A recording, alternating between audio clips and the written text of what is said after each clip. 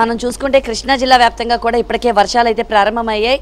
గత 3 రోజులుగా కూడా వర్షాలు కురుస్తున్నాయి. అయితే నిన్న రాత్రి నుంచి కూడా విపరీతంగా వర్షాలు కురుస్తున్నాయి. అయితే ఈ నేపథ్యంలో కొండ ప్రాంతంలో ఉన్నటువంటి వారందరినీ కూడా సురక్షిత ప్రాంతాలకి పంపించే దిశగా పునరావాస కేంద్రాలను ఏర్పాటు చేశారు. అయితే మనకి చిట్టినగర్లో ఉన్నటువంటి Rakesh English medium public school అయితే మాత్రం ఇక్కడ ప్రధానంగా 110 మంది వరకు కూడా పునరావాస కేంద్రాల్లో ఉన్నారు. చూడొచ్చు, అంటే ఇలాంటి రూమ్స్ సుమారుగా ఇక్కడ ఒక 25-30 స్కూల్స్ ఉన్నాయి, 25-30 రూమ్స్ ఉన్నాయి.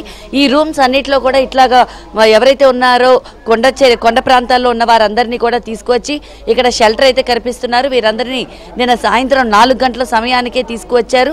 ఎందుకంటే వీళ్ళలో బాలింతరు, అలాగే చంటిబిడ్డ తల్లులు, వృద్ధులు, వికలాంగులు, చాలా మంది పెద్ద పెద్ద వారంతా ఉన్నారు.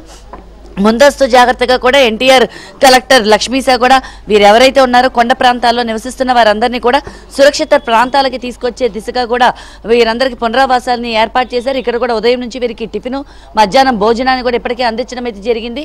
అయితే ఈదురుగాలులు కూడా ఇప్పటికే ప్రారంభమయ్యాయి.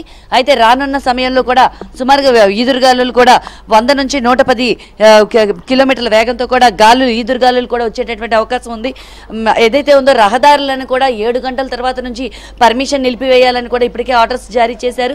ఎందుకంటే ఎవరైనా అవసరం ఉంటే తప్ప అత్యవసర పరిస్థితులు లేకోకుండా బయటకైతే తిరగద్దంటున్నారు. ప్రయాణాలు కూడా క్యాన్సిల్ చేసుకోవాలని చెప్తున్నారు. అయితే కొండ ప్రాంతాల్లో నివసిస్తున్న వారు ఎవరైతే ఉన్నారో వారితో ఒకసారి మాట్లాడదాము. అంటే వాళ్ళని ఎప్పటికి తీసుకొచ్చారు, ఇక్కడ ఎలా ఉన్నాయి, ఇక్కడ ఉన్నటువంటి ఏర్పాట్లు ఎలా ఉన్నాయి, వారితో మాట్లాడదాం. చెప్పండి అమ్మా, అంటే ముందుగా మిమ్మల్ని ఎప్పుడు తీసుకొచ్చారు, ఇక్కడికి వచ్చిన దగ్గర నుంచి మీకు ఇస్తున్నటువంటి ఏర్పాట్లు ఎలా ఉన్నాయి?